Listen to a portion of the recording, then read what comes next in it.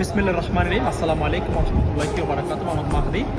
আলহামদুলিল্লাহ, আপনাদেরকে আজকে যে জায়গাটা দেখাবো এটা হচ্ছে আমার প্রিয় নবী হযরত মুহাম্মদ সাল্লাল্লাহু আলাইহি সাল্লাম যখন মৃত্যুবরণ করেছিলেন, ঠিক তখন আমার প্রিয় নবী হযরত মুহাম্মদ সাল্লাল্লাহু আলাইহি সাল্লামকে এখানে গোসল করানো হয়েছিল। আমার প্রিয় নবী হযরত মুহাম্মদ সাল্লাল্লাহু আলাইহি সাল্লামের বডি। এই দেখেন, এটা হচ্ছে কুয়া। এই কুয়াটা একটু দৃশ্যটা দেখো তো, একটু দৃশ্যটা দেখো। এই দেখো, আল্লাহ সুবহানাহু ওয়া তাআলার দরবারে আমি শুকরিয়া জ্ঞাপন করছি। আল্লাহ তাআলা আমাকে এটা দেখার সুযোগ করে দিয়েছেন। আমি প্রথমে আলহামদুলিল্লাহ বলছি আমার প্রিয় আল্লাহ তাআলার দরবারে আলহামদুলিল্লাহ।